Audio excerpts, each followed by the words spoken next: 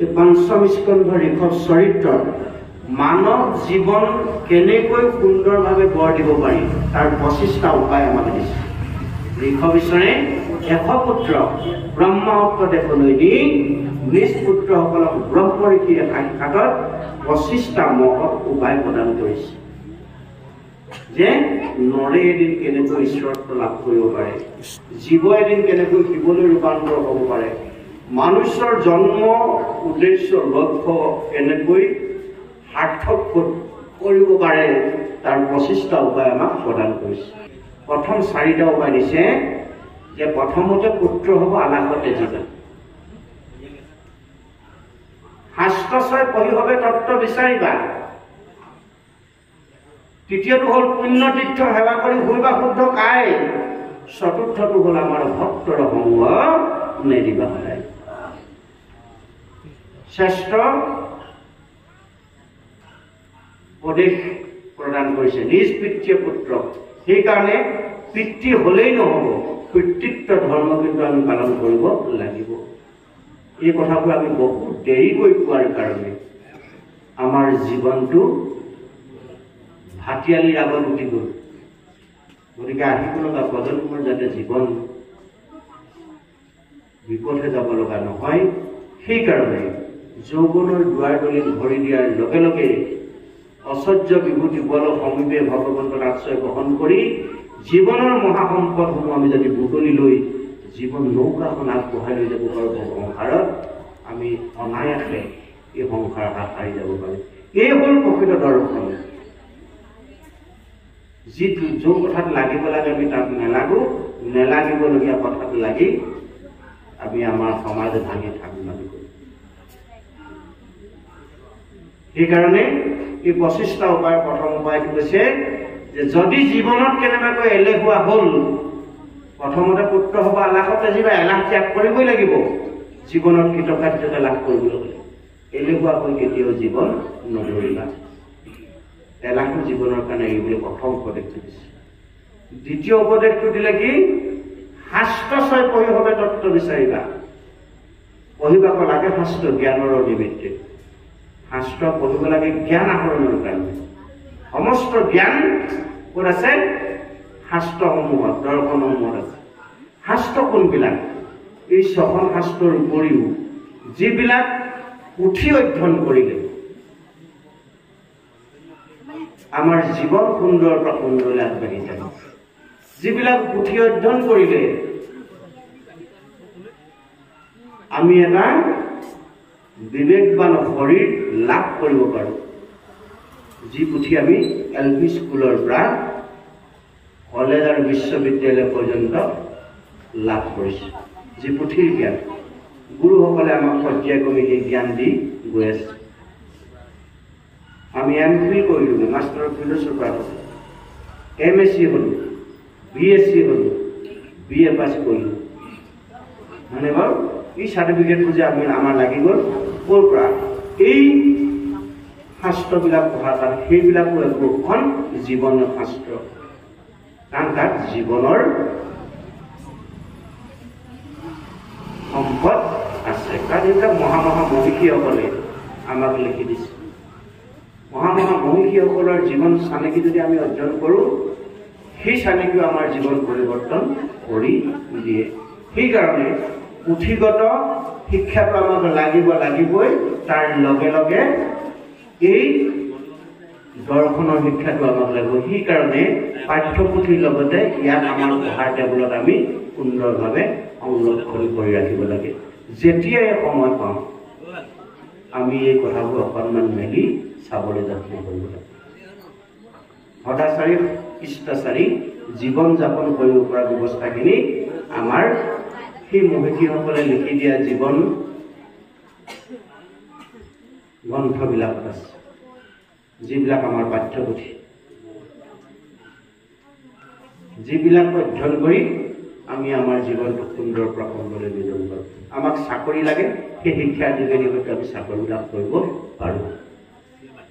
ব্যৱসায় কৰিবৰ কাৰণে এটা সুন্দৰ মাইণ্ডছেটৰ আমাৰ প্ৰয়োজন, সেই মাইণ্ডছেটটো আমি তাৰ পৰা তৈয়াৰ কৰি ল'ব পাৰোঁ। বৈষয়িক সংসাৰখন চলাই নিবৰ কাৰণে যিখিনি জ্ঞানৰ প্ৰয়োজন সেইখিনিও আমি তাৰ পৰা ল'ব পাৰোঁ। প্ৰতিটো দিশৰ জ্ঞান আমাৰ পাঠ্যপুথিত আছে আৰু ধৰ্মগ্ৰন্থবিলাকত আছে। বিশেষকৈ আছিলে এটা সময়ত চৰিত্ৰ পাঠ বুলি এখন কিতাপ আমি এম.ই. স্কুলত পঢ়িবলৈ পাইছিলোঁ, আজিকালি কিন্তু নাই। চৰিত্ৰ পাঠ যি ষ্টুডেণ্টে ছাত্ৰ ছাত্ৰী এবাৰ পঢ়িবলৈ পালে তেওঁলোকে এই গ্ৰন্থবিলাক নপঢ়িলেও জীৱনটো সুন্দৰ হ'ব। চৰিত্ৰ পাঠ হয়তো আপোনালোকে পঢ়িবলৈ পাইছে। চৰিত্ৰ কেনেকৈ গঢ় দিব পৰা যায়, ইমান সুন্দৰ সুন্দৰ কাহিনী আছিল তাত। ভাল কথা, ভাল মাত, ভাল ব্যৱহাৰ, তেনে আচৰণতে বোলে শিষ্টাচাৰ। চৰিত্ৰ পাঠৰ মূল আহিলাই আছিল শিষ্টাচাৰ। গতিকে এইবোৰ এতিয়া কালক্ৰমত নাইকিয়া হ'ল। আগতে আমি এটা কবিতা পঢ়িবলৈ পাইছিলোঁ, পদ্য, নিচিনো তোমাক ক'ত আছা প্ৰভু আমি এটি সৰু। সেইবোৰ পঢ়ি দিলেই কিবা লাগি যায় মন। তেতিয়াতে চিঞৰি চিঞৰি মাতিলে তোমাক নামাতা দূৰৰ পৰা, নাজানো তোমাক মিনতি কৰিব আমি অতি বতুৰ সৰুলৈ, আচলতে কি কৰিব পাৰোঁ তুমি হৈযোন মেলি তোৰা। তেতিয়াই কি অমৃতাক্ষ ছন্দত নিবন্ধ কৰিছিল। গতিকে আমাক কৈছে যে এলেহুৱা নহবা, শাস্ত্ৰচয় পৰিভাৱে তত্ত্ব বিচাৰিবা, সেইবোৰে হ'ল জীৱন তত্ত্ব। এই দৰ্শনৰ যিবোৰ কাহিনী আছে, এই কাহিনী হ'ল একো একোটা তত্ত্ব। ভগৱন্তৰ গোটেই লীলাবোৰ দুটা ভাগত বিভক্ত কৰি ৰাখিছে। এটা হ'ল তত্ত্বৰূপে, অন্যবোৰ হ'ল লীলাৰূপে। আমি লীলাত লাগি থাকিলে একো নাপাওঁ, গতিকে লীলাৰ পৰা আমি তত্ত্বলৈ যাবলৈ যত্ন কৰিব লাগিব। তত্ত্বৰূপে হকি মুখ জানিও কবিতাত অৰ্জুনক কৈছে যে মোক জানিবলৈ হ'লে তুমি তত্ত্বৰূপে জানা, লীলাত লাগি থাকিলে নাপাবাই। শাস্ত্ৰচয় পৰিভাৱে তত্ত্ব বিচাৰিবা, সেই তত্ত্ব আমাক ল'বলৈ কৈছে। তৃতীয়টো হ'ল কি, পুণ্য তীৰ্থ সেৱা কৰি কোনোবা শুদ্ধ খায়। এতিয়া পুণ্য তীৰ্থ কি? পুত্ৰ কন্যাৰ বাবে পুণ্য তীৰ্থ হ'ল পিতৃ মাতৃৰ চৰণ সেৱা মনত ৰাখে। আটাইতকৈ শ্ৰেষ্ঠতম তীৰ্থই হ'ল পিতৃ মাতৃৰ চৰণ সেৱা। যি পুত্ৰ কন্যাই নিজৰ জন্মদাতা পিতৃ মাতৃকে চিনি নাপালে, তেওঁলোকে সাক্ষাৎ ভগৱন্তক পালেও একো কৰিব নোৱাৰে। আদ্যগুৰু পিতা মাতা নৰসমস্তৰ, তাকো নুপুজিলে হয় বিঘিনি বিস্তৰ, কেতিয়াও জীৱন সঠিক হ'ব নোৱাৰে। সেইকাৰণে পিতৃ মাতৃৰ প্ৰতিটো সজ উপদেশ, সজ পৰামৰ্শ জীৱনৰ মূল্যৱান সম্পদ হিচাপে আমি ল'ব লাগিব। সেই অনুসাৰে কিন্তু পিতৃ মাতৃও সেই ধৰণৰ হ'ব লাগিব। পিতৃ হ'লেই নহ'ব, পিতৃত্বটো পালন কৰিব লাগিব। এই কথাবোৰ আমি নাই পোৱা বুলি যে ক'লোঁ, কোৱা বহুত দেৰি হৈ গ'ল। কাৰণ সেই সময়তে গ্ৰন্থবোৰ গামোচাৰ আৱিষ্কাৰীত ফটাকানিৰ মাজত আবদ্ধ হৈ থোৱা আছে, মই ওপৰত উঠি থাকিম। এতিয়া সহজলভ্য হ'ল, ইণ্টাৰনেটত পায়, মোবাইলত চাৰ্চ কৰিলে আপুনি ভাগৱতখন ওলাই দিব মুখত।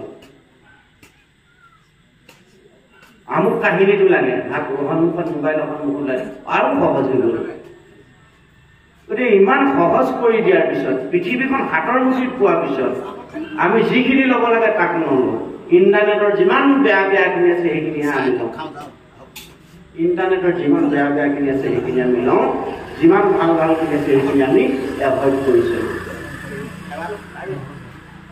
পিতৃ মাতৃ শ্ৰেষ্ঠ তীৰ্থ, পিতৃ মাতৃ চৰণ যি পুত্ৰ কন্যাই জীৱিত কালত সাক্ষাৎ কৰিব নোৱাৰিলে, মৰাৰ পিছত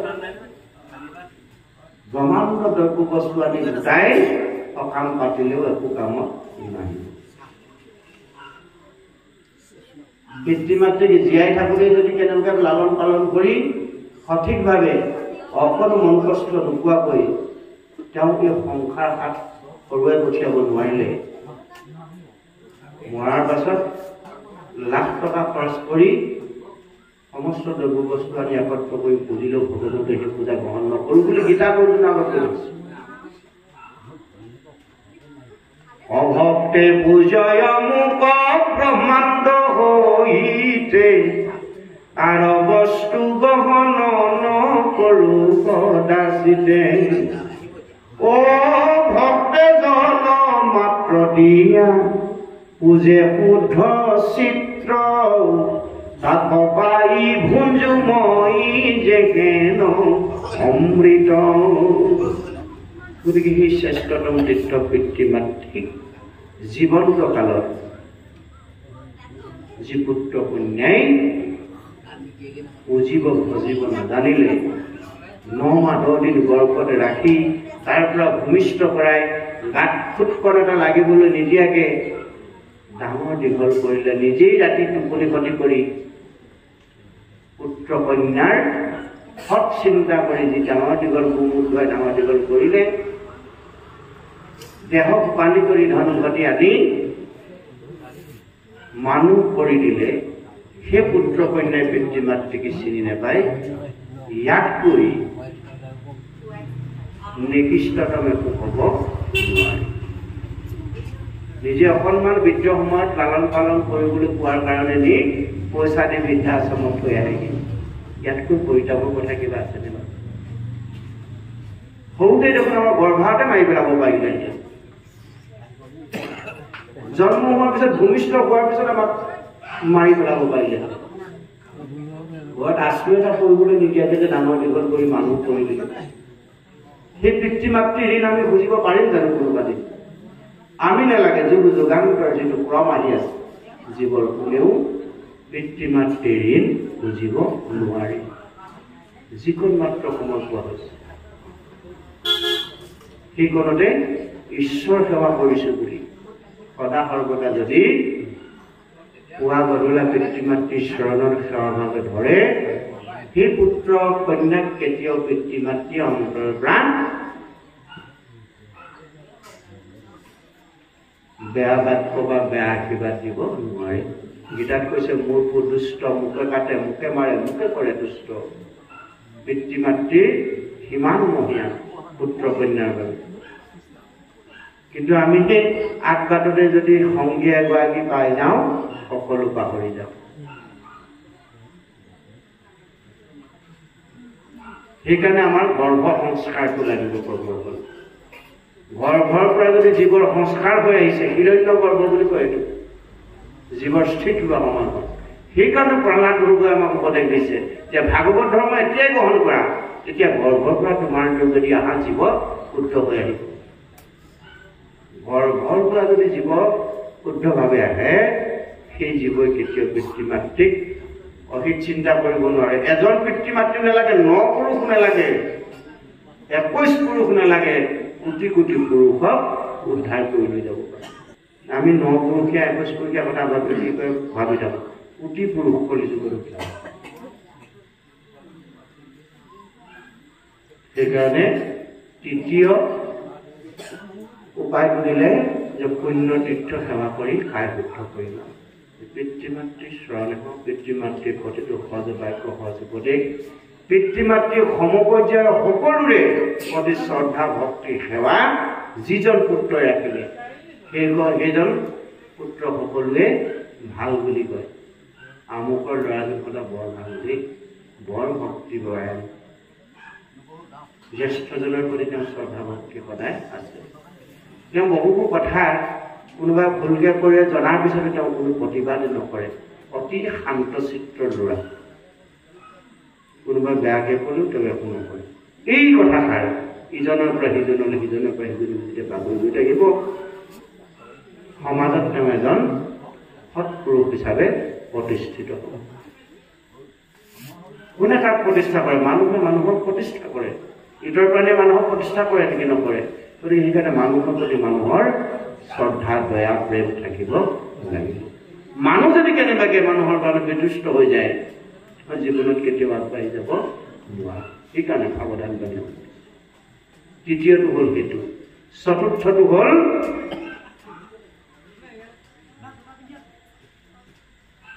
আমাৰো ভক্তৰ সংগ নেৰিব। ভগৱন্তৰ ঋষভ ঈশ্বৰে কৈছে, ঋষভ ঈশ্বৰ অৱতাৰ যে আমাৰ ভক্তৰ সংগ, অৰ্থাৎ ভগৱন্ত ভকতৰ সংগ সৰ্বক্ষণে দেশেৰে বাহিৰে মনেৰে ল'বলৈ যত্ন কৰিবা। কেতিয়াও অসন্তৰ সংগত অভক্তৰ সংগত থাকিবলৈ বহিবলৈ যত্ন নকৰিবা। এইদৰে 25টা উপায় দিছে। তাৰে প্ৰথম মুখ্য উপায় হ'ল চাৰিটা। গতিকে আমি যদি ঋষভ চৰিত লেচন ভাগ পঢ়ো, এই লেচন ভাগে আমাৰ জীৱনৰ মাইলৰ ক্ষতি হ'ব। গোটেই ভাগৱতখন আমি নপঢ়িলো হ'ল। ঋষভ চৰিত লেচন ভাগ যদি আমাৰ যুৱ বন্ধুসকলে অধ্যয়ন কৰে, 25টা উপায় যদি প্ৰতিটো উপায় আমাৰ জীৱনৰ সম্পদ হিচাপে আমি ল'ব পাৰোঁ, তেতিয়াহ'লে জীৱন আমাৰ সুন্দৰ দিশে